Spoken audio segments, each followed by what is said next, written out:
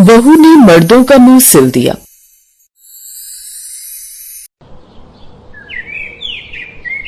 ये कहानी है मोहन भवन की, जहां पर मोहन जी का राज चला करता था। हर कोई बस उन्हीं के हिसाब से रहा करता और उनकी सारी बातें माना करता था। उनकी पत्नी नंदिता भी उनसे बहुत ज्यादा डरा करती थी। ऐसे ही एक दिन मोहन अपनी पत्नी नंदिता को जोर से आवाज लगाते हैं। नंदिता, कहाँ हो तुम? तुम्हें पता है ना कि मुझे सुबह के ठीक 7 बजे चाय चाहिए होती है और अभी तक मेरी चाय नहीं आई है। इतना समय लगता है क्या काम करने में? तभी नंदिता यानी कि कोमल और प्रिया की सास भाग भाग कर अपने पति मोहन के पास चाय लेकर आती हैं और कहती हैं, चाय ला ही रही थी जी, वो गैस सिलेंडर खत्म होने वाला है तो गैस थोड़ा धीरे चल रही थी इसलिए समय लग गया। हम घर के मर्द तो बाहर जाकर कमाते हैं, तुम 3 औरतें हो घर संभालने वाली, लेकिन फिर भी ये छोटी छोटी बातें याद नहीं रखती। अभी बता रहा हूँ, तीनों औरतों को खाना नहीं मिलेगा अगर नया सिलेंडर आने से पहले गैस खत्म हो गया तो। आप बिल्कुल भी फिक्र मत करिए, राजू सिलेंडर वाले को पहले ही बोल दिया है कि हमारे लिए सिलेंडर निकाल कर रख लेगा, गैस खत्म नहीं होगी जी। अब ऐसा ही होता है। वही कोमल और प्रिया के पास जब नंदिता जाती है तो उन्हें इतना उदास देखकर कोमल और प्रिया ने कहा, माँ जी, ससुर जी आपको इतना सब कुछ क्यों कहते हैं? अगर आपकी देखा देखी हमारे पतियों ने भी हमारे साथ ऐसा बर्ताव करना शुरू कर दिया तो हम क्या करेंगे? नहीं नहीं बहुओं, तुम्हें बिल्कुल भी फिक्र करने की जरूरत नहीं है। मैंने अपने बच्चों को बहुत अच्छी परवरिश दी है, वो कभी भी ऐसा नहीं करेंगे। बस तुम्हारे ससुर जी फौज से रिटायर हुए हैं ना, इसलिए समय को लेकर थोड़े सख्त हैं, बाकी दिल के वो बहुत अच्छे हैं। माँ जी, हम दोनों को ही शादी करके इस घर में आए हुए लगभग 4 से 5 साल हो चुके हैं। आज तक हमने उनका सख्ती वाला व्यवहार तो देखा है, लेकिन कभी प्यार नहीं देखा। ऐसे ही कुछ दिन गुजरते हैं। एक दिन प्रिया और उसके पति अरुण की शादी की सालगिरह थी। सब लोगों ने घर को बहुत अच्छे से सजाया हुआ था और घर में मेहमान आए हुए थे। तभी एक मेहमान ने खाना खाते हुए रायते की बुराई कर दी। खाना तो बहुत अच्छा है वैसे, लेकिन रायते में अगर अनार के दाने होते तो और मजा आ जाता। थोड़ा वीआईपी वाला फीलिंग आता है भाई साहब। ये बात तो आपने बिल्कुल ठीक बोली, अगली बार से इस बात का ध्यान रखेंगे हम। सभी लोग खाना खाकर चले जाते हैं। अरुण का ना जाने क्यों दिमाग घूम जाता है और वो सब मेहमानों के जाने के बाद अपनी पत्नी पर गुस्सा करते हुए कहता है, प्रिया, क्या तुम रायते के अंदर अनार के दाने नहीं डाल सकती थी? बेकार में हम लोगों ने इतना पैसा लगाया और इतनी मेहनत की, लेकिन फिर भी कमी रह गई ना। आप मुझ पर गुस्सा क्यों कर रहे हैं? बस रायते के अंदर अनार के दाने नहीं डाले और उस बात पर आप मुझे सबके सामने सुना रहे हैं, वो भी हमारी शादी की सालगिरह के दिन। अरुण, ये क्या तरीका है अपनी पत्नी से बात करने का? भाभी, आप तो हमारे बीच में मत ही बोलिए। आप तो वैसे भी कोई भी काम समय से करती नहीं है, और फिर जब पापा आप सब लोगों को सुनाते हैं तो आपको बुरा लगता है। अरुण ये बोलकर वहां से चला जाता है। उसे इस तरह से जाते हुए देखकर कोमल ने दिलीप से कहा, देख रहे हैं आप अपने भाई को किस तरह से बात कर रहा है, आप उसे समझाते क्यों नहीं है? क्या गलत बोल कर गया है वो? एक छोटी सी बात के लिए बेकार में इतना तमाशा हो गया। अरे घर में फलों की कमी है क्या? बच्चों के लिए तो फल आते रहते हैं। तुम्हें भी इतनी अक्ल होनी चाहिए कि जब हम शादी ब्याह में जाते हैं तो रायते के अंदर कुछ फलों के दाने भी डाले जाते हैं, इससे स्टेटस का पता चलता है। कोमल की आंखों में आंसू भर आए और दिलीप भी वहां से गुस्से में चला गया। मोहन तो वैसे ही घर घर आते हुए गुस्से में नंदिता को देख रहा था। अब कोमल और प्रिया रसोई में सारे जूठे बर्तन उठाकर रख रही थी। तभी नंदिता वहां आई और बोली, मुझे माफ कर दो बहुओं, मैंने ही तुम लोगों से कहा था कि मेरे पति के व्यवहार का असर मेरे बच्चों पर नहीं पड़ेगा, लेकिन आज जब मैंने अपने दोनों बेटों की हरकत देखी तो मुझे समझ में आ गया कि अगर मैंने सही समय पर आवाज उठा दी होती तो आज ये सब कुछ नहीं होता। माँ जी, आपको खुद को कसूरवार ठहराने की जरूरत नहीं है। हम तो जानते थे कि अगर आपके ऊपर बातें उठ रही हैं तो एक दिन हमारे तक भी जरूर आएंगी। बस अब बहुत हो गया। अब वक्त आ गया है कि घर की बहुएं मर्दों के मुंह बंद कर दें, उन्हें बता दें कि औरत अपनी पहचान और इज्जत रखती है। माँ जी, आप ये कैसी बातें कर रही हैं? हम आखिर क्या कर सकते हैं? उन्होंने हमें सुनाया और वो यही उम्मीद करेंगे कि हम सब कुछ भूल जाएं। पहले तुम्हारे ससुर जी भी मेरी बिल्कुल नहीं सुनते थे, लेकिन एक दिन उन्होंने मुझे सुनाना शुरू किया। मैंने उन्हें पलटकर जवाब नहीं दिया और तब से उन्हें सुनाने की आदत लग गई। अगर कोई भी बात हमारी इज्जत को ठेस पहुंचाए तो हमें उसके खिलाफ आवाज उठानी चाहिए। जो मैं नहीं कर पाई वो तुम दोनों करके दिखाओ और इस घर के मर्दों के मुंह सीधो। अब ऐसा ही होता है। अगली सुबह कोमल और प्रिया अपने अपने पतियों को नहीं जगाती हैं और न ही उन लोगों के लिए उनकी पसंद का नाश्ता बनाती हैं। उन्हें जो समझ आया उन्होंने बनाकर रख दिया। जैसे ही सब लोग नाश्ते की टेबल पर आए तो दिलीप बोला, ये क्या है कोमल, तुमने मेरा नाश्ता बनाकर क्यों नहीं रखा? तुम्हें पता है ना मुझे आज के दिन आलू प्याज का पराठा खाना था, यही मेरा शेड्यूल था। और मेरे ड्राई फ्रूट्स का है, रात के भीगे हुए ओट्स के साथ। हम दोनों ने आपसे शादी की है, हम आप दोनों की कोई पर्सनल असिस्टेंट नहीं है जो आपके ऑर्डर देते ही सामान तैयार करके रख दें। आज तक हम जो भी कर रही थी सिर्फ आपके प्यार और इज्जत की वजह से कर रही थी। इज्जत तो कल आप लोगों ने हमारी करनी बंद ही कर दी, तो अब जो प्यार है उसकी थोड़ी सी मर्यादा रखिए। अगर कुछ चाहिए तो खुद उसकी तैयारी कीजिए, वरना इस घर में आपको वही मिलेगा जो हमने बनाया होगा। दोनों ही मर्दों का मुंह बंद हो गया और वो बिना कुछ बोले गुस्से में काम पर चले गए। उन्हें ऐसा लगा कि शाम तक सब कुछ ठीक हो जाएगा। वहीं मोहन भी ये सब कुछ देख रहा था। शाम को जब सभी लोग खाने पर आए तो बहुओं ने और नंदिता ने मिलकर दाल चावल बनाए हुए थे। जैसे ही नंदिता ने मोहन को दाल चावल परोसे तो मोहन ने गुस्से में कहा, ये क्या है नंदिता, मेरी थाली में दाल चावल क्यों परोस रही हो? तुम्हें कितनी बार बोला है कि मुझे दाल खाना बिल्कुल भी अच्छा नहीं लगता। मोहन को लगा था कि नंदिता को वो डांटेगा तो कोमल और प्रिया के अंदर जगा हुआ हौसला भी टूटकर चकनाचूर हो जाएगा। लेकिन मोहन की बोलती तो तब बंद हो गई जब नंदिता ने तुरंत ही उसे जवाब दे दिया, देखिए रात के समय हल्का खाना खाना चाहिए, वैसे भी गर्मी बहुत ज्यादा हो रही है।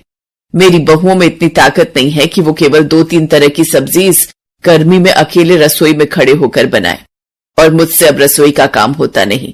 तो घर में दाल चावल बने हैं, अगर आपको खाना है तो आप खा सकते हैं, वरना अपना इंतजाम खुद कीजिए। ये कैसी बातें कर रही हो नंदिता, तुम ठीक तो हो ना? नहीं, मैं ठीक नहीं हूं। अब मैं बूढ़ी हो गई हूं और मेरी हड्डियां दर्द करती हैं, इसलिए आपकी सुबह की 7 बजे की चाय के लिए मुझे 6 बजे उठने की कोई जरूरत नहीं है। सुबह आपकी नींद 5:30 बजे खुल जाती है जब आप मॉर्निंग वॉक पर जाते हैं, तो आते हुए खुद ही अपने लिए दूध लेकर आए कीजिए और बिना मेरी बहुओं को परेशान किए खुद चाय बनाकर पी लिया कीजिए। पहली बार नंदिता ने अपने पति के खिलाफ आवाज उठाई थी। मोहन का तो इससे मुंह ही बंद हो गया। वहीं दिलीप और अरुण को भी अपनी गलती का एहसास हो गया कि केवल मर्द होने से इज्जत नहीं मिलती, बल्कि सामने वाले को इज्जत देनी भी पड़ती है। कोमल मुझे माफ कर दो, कल मैंने जो भी कहा वो बहुत गलत था। मुझे समझ आ गया कि घर सिर्फ हमारे ऑर्डर देने से नहीं बल्कि एक दूसरे की इज्जत करने से चलता है। हाँ प्रिया, मुझे भी अपनी गलती का एहसास हो गया। आज के बाद मैं कभी तुम पर इस तरह गुस्सा नहीं करूंगा। आज से हम दोनों मिलकर घर की जिम्मेदारियां संभालेंगे। चलिए, देर से ही सही आप दोनों को अपनी बात समझ तो आई। उस दिन के बाद से घर का पूरा माहौल बदल गया। मोहन को भी कुछ चाहिए होता तो वो बड़े प्यार से नंदिता से मांगता। कोमल, प्रिया और नंदिता ने अपनी समझदारी और हिम्मत से घर के मर्दों का मुंह हमेशा के लिए सी दिया था और अब सब मिलकर बेहद खुशहाल जीवन जी रहे।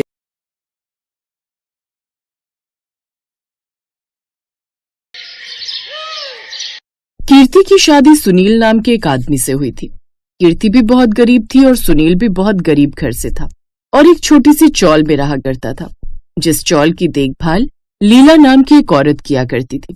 कीर्ति जैसे ही शादी करके सुनील के घर आती है तो उस छोटे से घर को देखकर कहती है, तुम एक छोटे से कमरे में रहते हो, इस कमरे में रहने में तुम्हें बहुत ज्यादा मुश्किल होती होगी। मजबूरी सबको सब कुछ सिखा देती है कीर्ति।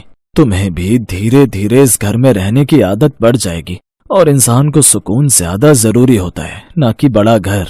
कोई बात नहीं, मैंने अपने मम्मी पापा के घर पर भी बहुत परेशानी झेली है, इसलिए मैं तुमसे कभी कोई ज्यादा फरमाइश नहीं करूंगी।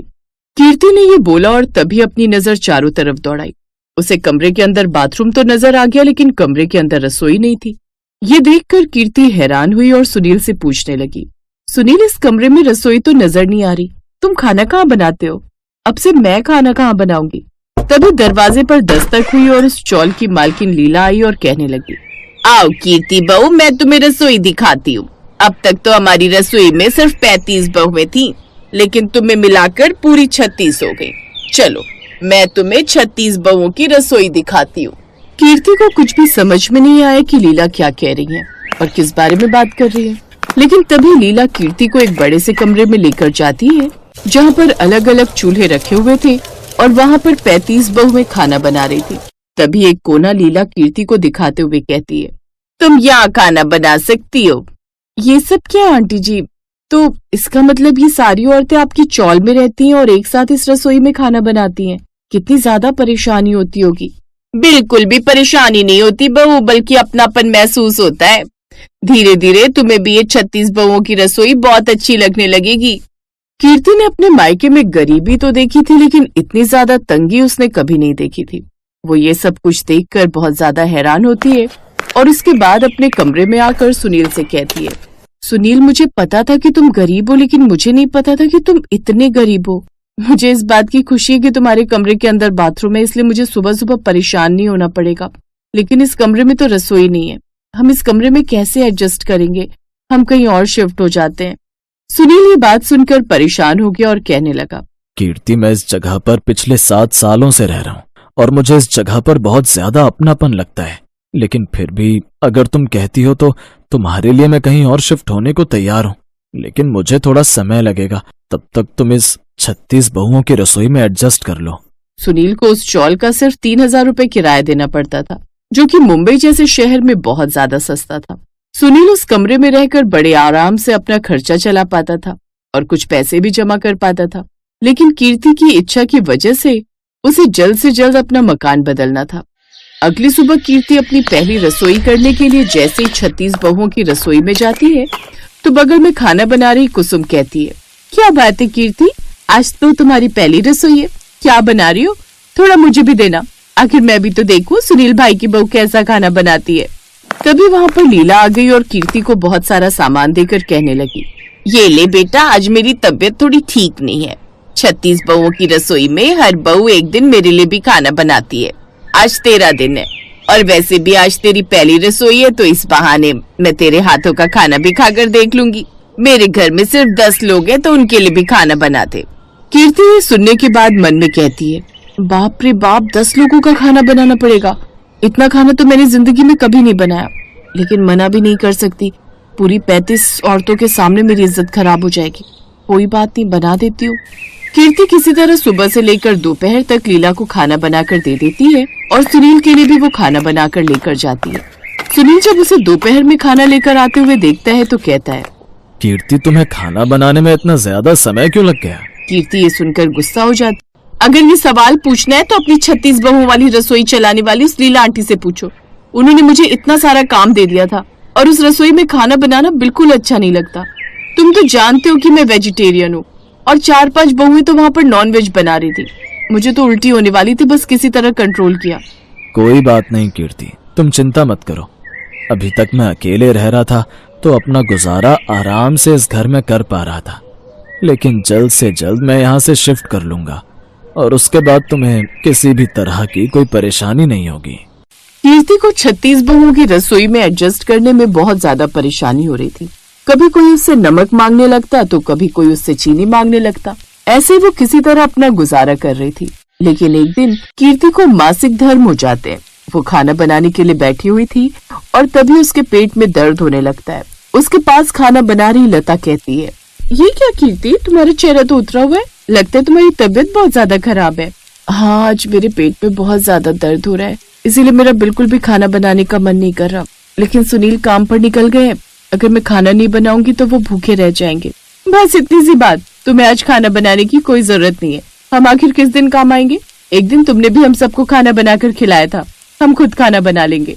कीर्ति ये बात सुनती है तो उसे बहुत अच्छा लगता है और वो जाकर अपने कमरे में आराम करने लगती है। सुबह का नाश्ता, दोपहर का खाना और रात का खाना सब कुछ 36 बहुओं की रसोई से आता है। ऐसे ही पूरा हफ्ता वो उसे रसोई में काम नहीं करने देती और ये सब कुछ देखकर उसने एक दिन मन में कहा, सगे रिश्तों में भी इतना अपनापन नहीं होता जितना इन लोगों के बीच में है और मैं बेकार में इन लोगों से चिढ़ रही थी। अगर मैं थोड़ा सा एडजस्ट करूंगी तो मुझे यहाँ पर दिन काटने में इतनी ज्यादा परेशानी भी नहीं लगेगी। यूं ही कीर्ति एक दिन खाना बना रही होती है, तभी उसके पापा का कॉल आ जाता है और वो अपने पापा से बात करने के लिए चली जाती है, क्योंकि 36 बहुओं की रसोई में बहुत ज्यादा शोर आ रहा था। जब वो वापस आकर देखती है तो कुसुम उसकी सब्जी बना रही थी और वो कहती है, ये क्या कुसुम दीदी, आप मेरी सब्जी बना रही हो? कीर्ति, तुम जल्दबाजी में फोन पर बात करते हुए बाहर चली गई और तुमने गैस बंद ही नहीं किया था। तुम्हारी सब्जी बस जलने वाली थी कि तभी मेरी नजर पड़ गई और मैंने तुम्हारी सब्जी बनाकर तैयार कर दी है। वैसे सब्जी बहुत अच्छी बनी है, थोड़ी सी मुझे भी दे देना। कीर्ति ये सुनने के बाद मन में कहती है, अच्छा, मेरी थोड़ी सी सब्जी मांगने की लालच में इसने मेरी सब्जी को बना दिया। अरे इतना ही था तो गैस बंद कर देती, मैंने थोड़ी ना कहा था कि मेरी सब्जी बनाओ। कीर्ति ये बोलकर अब अपनी पालक की सब्जी को एक कटोरी में डालकर कुसुम को देती है और बदले में कुसुम उसे मटर पनीर की सब्जी देते हुए कहती है, ये लो कीर्ति, मैंने मटर पनीर बनाए थे तो मैंने तुम्हारे लिए भी थोड़े निकाल दिए, तुम ये खा लेना। मुझे सुनील ने बताया था कि तुमको मटर पनीर बहुत अच्छे लगते हैं। कीर्ति ये देखकर बहुत ज्यादा खुश होती है और उसे बुरा भी लगता है कि वो कुसुम को गलत समझ रही। अब कीर्ति को अपनी 36 बहुओं की रसोई में अच्छा लगने लगता है। एक दिन सुनील बहुत खुश होते हुए आता और सुनील अपनी पत्नी से कहता है, कीर्ति, तुम्हें बिल्कुल भी परेशान होने की जरूरत नहीं है। मैंने हमारे रहने के लिए घर ढूंढ लिया है। उसका किराया 5,000 रुपए है, लेकिन मैं सब कुछ मैनेज कर लूंगा। थोड़ा ओवर टाइम कर लूंगा तो सब कुछ संभाल लूंगा और हम जल्द से जल्द वहां पर शिफ्ट भी हो सकते हैं। नहीं सुनील जी, अब मुझे इस 36 बहुओं की रसोई में अच्छा लगने लगा है। बहुत अपनापन लगता है। शुरू से सिर्फ मम्मी पापा और भाई बहन के बीच में रही, लेकिन इतनी सारी औरतों के बीच में रहकर बहुत अपनापन लगता है।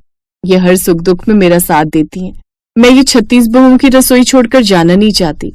मुझे खुशी है कीर्ति कि तुम्हें वो अपनापन महसूस हुआ जो मैं चाहता था कि तुम्हें यहाँ रहकर महसूस हो।